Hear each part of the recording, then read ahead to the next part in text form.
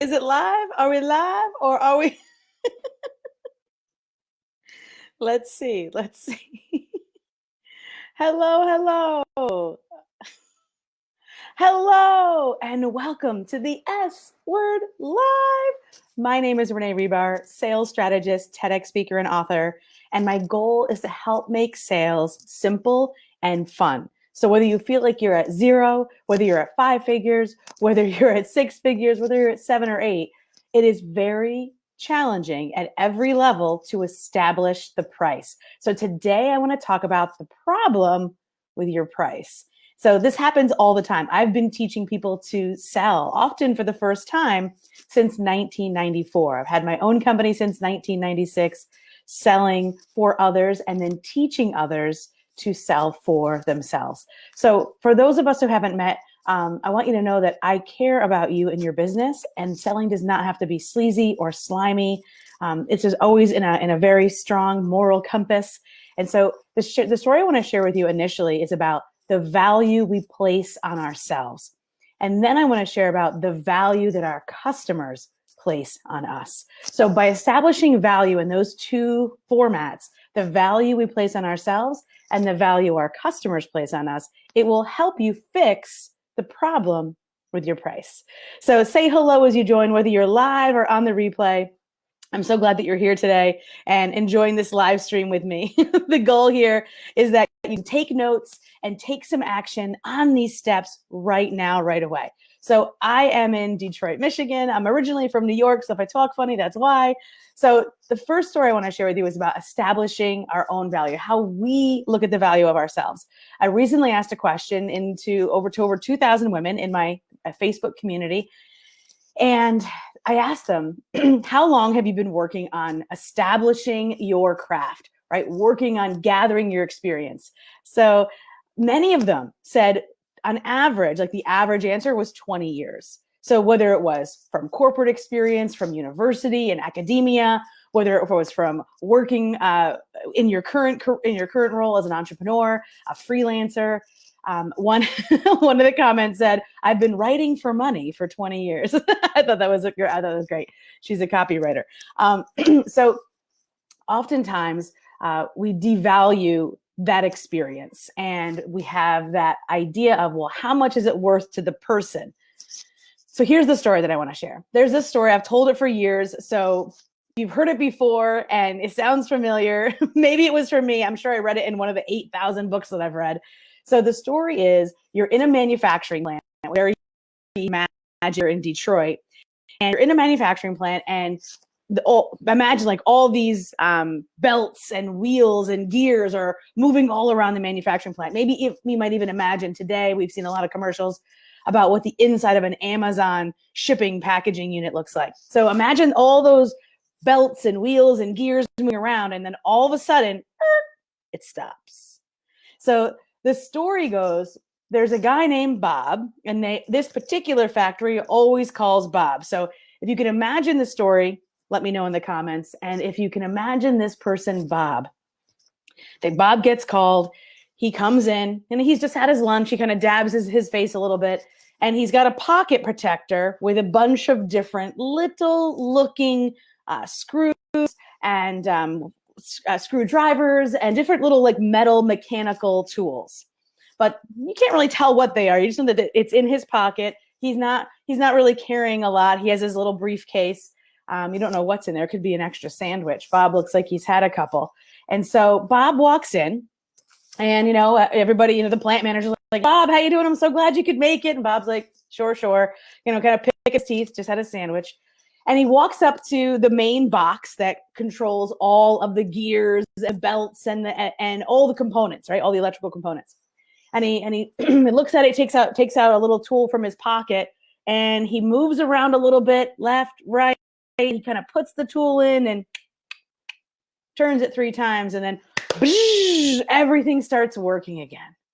Now, the accounting department is where the story starts to get funny, because Becky over in accounting is like, why are we getting a $10,000 bill from Bob? I was there that day. He was there for 30 minutes total, and 20 of those minutes he was talking to Jeff, the plant manager.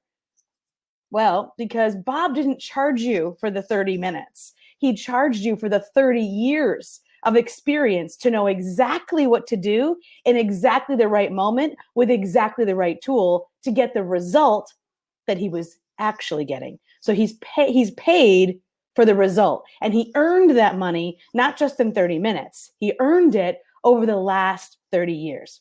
So when you look at your experience, you can see where you're coming from. If you've spent 5, 10, 15, 20, 30 years, both in school and through internships and through working for other people and through working for yourself and through making mistakes and through doing it right and through delivering it and then over delivering it, and all of that wisdom that can only be had by years of actually doing it.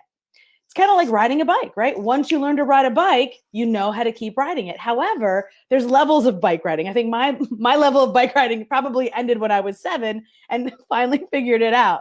But there's others that continue to hone their craft. Over time, they learn about gears and seats and all the different tire pressures and all the different accoutrements you might have on your bike and the different trails and tracks you might run on your bike on.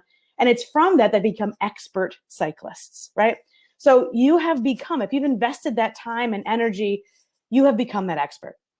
And it's often that we get this mindset of, because we've been in it for so long, oh, no one would care about that. I mean, that's so basic. It's like an expert cyclist saying, well, no one really cares that the optimum tire pressure is 32.1 if you're going to be on the roads, but if you're going to be on the trails, it's actually 32.7.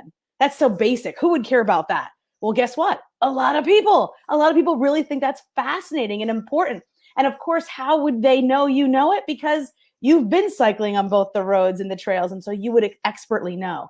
So if that story rings true for you, tell me in the comments, let me know, send me a message, because that story is one that I think that we've heard before, but maybe we just don't tell it enough. And we certainly don't share it enough with ourselves. So maybe this is a story we can keep telling ourselves. The second part of the problem with your price is how your customer values you. So often I will hear somebody when they come to me and they're struggling with sales, we talk about the pricing. It always comes up no matter what level they're at. These could be, 8-figure businesses, 7-figure businesses, 5-figure businesses. This is a common situation. Renee, I got into a conversation. They asked for something. I told them the price, and then I never heard from them again.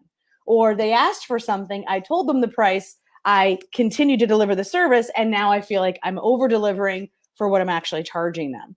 So those are two very common scenarios. And the way to combat that is to establish your value using a structure system that I call RH3. It's my RH3 method. It's three results, 3 hows.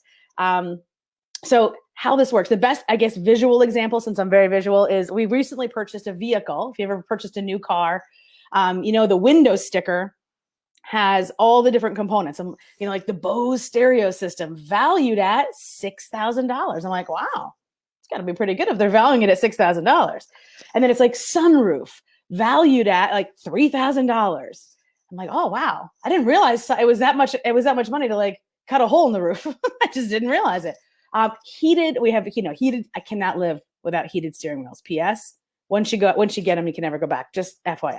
So heated steering wheel, it was called the winter package because it also heats the windshield wipers and the mirrors and stuff. But the heated steering wheel is what I was in for. And it was like $10,000. I was like, dang, to run a little heat? Come on. But what it did is it helped me establish the understanding of the total ticket price. And what the car dealership did is it had that sticker there so that it could help us understand why they were charging what they were asking. Now, once we sat down, the salesman then said, well, because of our relationship, because you purchased with us before, we're going to give it to you for this. And because of this reason, you're going to get this additional discount. And so at the end, I'm like, wow, I really got a good deal. This is amazing. So how do you do that for yourself?